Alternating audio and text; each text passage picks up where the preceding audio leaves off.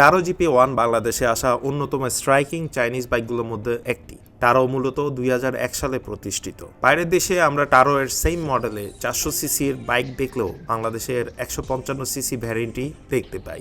আমাদের YouTube comment সেকশনে আপনারা অনেক দিন ধরে টারো GP এর টেস্ট রাইড রিভিউ চেয়েছিলেন, কিন্তু চায়না বেশি দূর যায় না, এই মতবাদ আমাদের মধ্যে অনেক দিন ধরেই চলে আসছে। গত 2 বছর ধরে বাইকটি বাংলাদেশের রাস্তায় বেশ ভালোভাবেই চলছে এবং প্রায় 2500 কিলোমিটার টেস্ট রাইড করার পর আজ আপনাদের মাঝে নিয়ে এসেছি test ride review of Taro GP1 special edition ABS ভার্সনটি।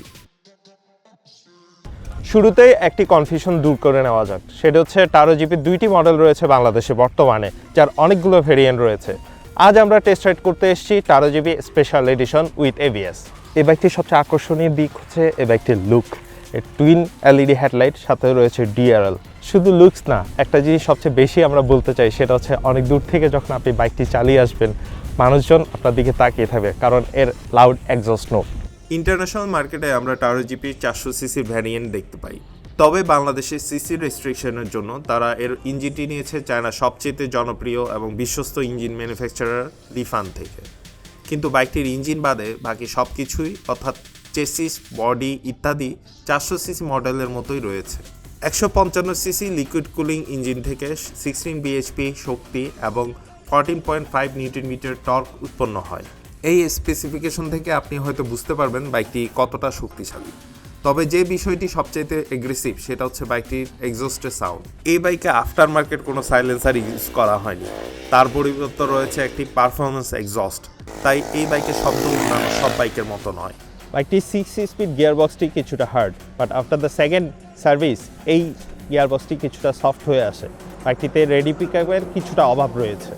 এটা খুব দ্রুতই 0 to 100 কিলোমিটার স্পিড তুলতে পারে, তবে সেটা যথেষ্ট দ্রুত নয় আমাদের মতে। এটার কারণ হচ্ছে এর ইঞ্জিন পাওয়ার এগেনস্টে এর fat body plus fat tyre, এই দুইটাই হচ্ছে দ্রুত অ্যাক্সেলারেশন না ওঠার অন্যতম কারণ। এছাড়াও বাইকের 165 কিলোগ্রাম ওজন বাইকটির অ্যাক্সেলারেশন অনেকটা কমিয়ে দিয়েছে। আমাদের টেস্টিংয়ের সময় আমরা বাইকটির টপ স্পিড পেয়েছি 135 কিলোমিটার পার আওয়ার। শহরে আমরা মাইলেজ পেয়েছি 35 কিলোমিটার পার লিটার এবং হাইওয়েতে আমরা মাইলেজ পেয়েছি 38 কিলোমিটার পার লিটার। যখন আপনি বাইকটি শহরের রাস্তায় নিয়ে মুভ করতে চাইবেন, তার বেশি ওজন এবং ফ্যাট বডির কারণে এর মুভমেন্টটা খুব একটা ইজি হবে না, এবং সবচেয়ে বেশি যেটা লক্ষণীয় সেটা হচ্ছে টার্নিং রেডিয়াস, অর্থাৎ একটু বেশি জায়গা জুড়ে আপনার টার্নিং নিতে হবে। আরেকটা বিষয় লক্ষণীয় সেটা হচ্ছে এর উঁচু হ্যান্ডেলবার, অর্থাৎ হ্যান্ডেলবারটি খুব একটা স্পোর্টি না, অর্থাৎ অনেক ঝুঁকে থাকতে হবে না, কিন্তু সাথে সাথে এর সিট হাইটও বাড়িয়ে দেওয়া হয়েছে, যার ফলে আপনি যখন ট্রাফিকে জ্যামের মধ্যে রাইড করবেন, এটা নিয়ে ম্যানুভার করতে একটু অস্বস্তি ফিল করবেন। এর পেছনে রয়েছে 150 সেকশনের টায়ার, যা খুব কম স্পোর্টস বাইকই দেখা যায়। এর সারফেস এরিয়া, অর্থাৎ গ্রিপ করার যেটুকু এরিয়া থাকা দরকার, সেই এরিয়াটা খুবই কম, কিন্তু অনেক হাই স্পিডে যখন আপনি রাইড করবেন, এই সারফেস এরিয়াটাকেই যথেষ্ট আপনাকে এই বাইকটি স্টেবল রাখার জন্য, এবং এটা হাই স্পিডে খুব ভালোই স্টেবল থাকে। হাইওয়েতে বাইকটি নিজের স্বকীয়তা ফুটিয়ে তোলে। বাইকটির ওজন এবং সাইজ হাইওয়েতে বেশ ভালো পরিমাণে স্টেবিলিটি দেয়, এবং পেছনের টায়ার 150 সেকশন হওয়ার কারণে হাই স্পিডে ভালো কর্নারিং করা যায়। তবে বাইকটি সাইড স্ট্যান্ডের কারণে কর্নারিংয়ের সময় বাম পাশে ভালোভাবে লিন করা যায় না। চাকার গ্রিপ যদি চিন্তা করি, তাহলে লুজ সারফেস এবং ওয়েট কন্ডিশনে খুব একটা ভালো না, বাট শুকনা রাস্তায়, অর্থাৎ ভালো কন্ডিশনের যে কোনো রাস্তায় চাকার গ্রিপ অসম্ভব ধরনের ভালো। কিন্তু আমাদের টেস্ট রাইডের সময় আমরা একটা জিনিস সবচেয়ে বেশি খেয়াল করেছি, অন্যান্য এবিএস বাইকগুলো যত স্মুথলি রান করে ব্রেক করলে থামে, এই বাইকটি সেই পরিমাণ কম্বিনেশন ফিল আপ করতে পারে না। বাইকটির বিল কোয়ালিটি সব মিলিয়ে বেশ ভালো। বাইকটির প্লাস্টিক কোয়ালিটি, রঙের মান এবং ফিট এবং ফিনিশিং দেখে কারো বিশ্বাসই হবে না যে এটা একটা চাইনিজ স্পোর্টস বাইক। বাইকটির স্পিডমিটারে আরপিএম কাউন্টার, ডিজিটাল স্পিডমিটার, ফুয়েল গজ এবং ওডোমিটার রয়েছে। তবে দুঃখজনক হলেও তারা এখানে ট্রিপ মিটার ও ঘড়ি দেয়নি। এবং 2020 সালে ঢাকা বাইক শোতে ফুল ডিজিটাল মিটার সহ টারো জিপির বাইকগুলো আমরা দেখতে পাবো।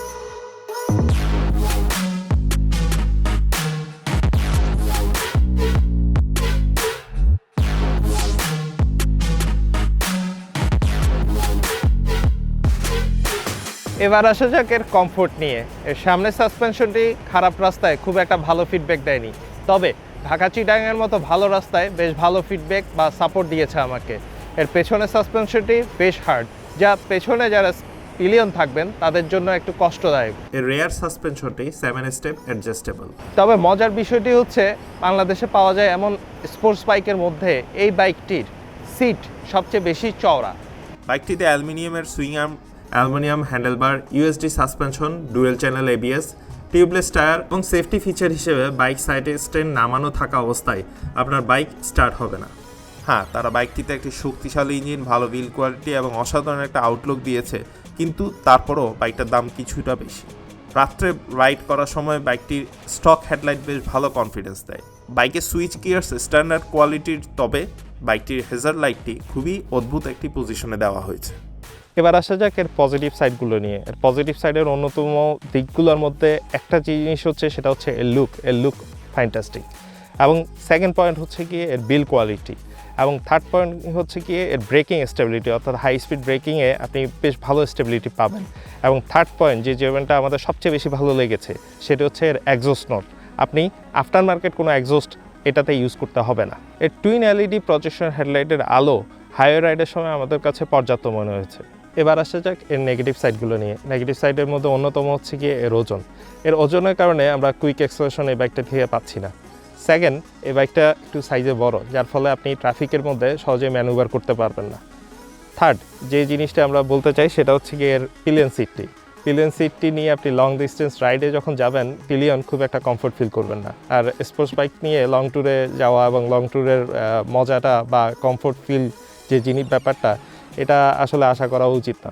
এটা স্যাডেল হাইটটা একটু বেশি, যার ফলে লো হাইটের যে রাইডারগুলো আছেন তারা হয়তোবা খুব একটা কমফোর্ট ফিল করবেন না রাইড করে। এটা আমরা এখন পর্যন্ত 2000 কিলোমিটার রাইড করেছি, আরও ফার্দার 1000 কিলোমিটার রাইড করার প্ল্যান আছে। আমরা এই 2000 কিলোর ভিতরে এটা বল রেসার 3 বার অ্যাডজাস্ট করেছি। আর বাইকটির গিয়ার শিফটিং আমরা 2000 কিলোমিটার রাইড করা পর্যন্ত একটু হার্ডই পেয়েছি।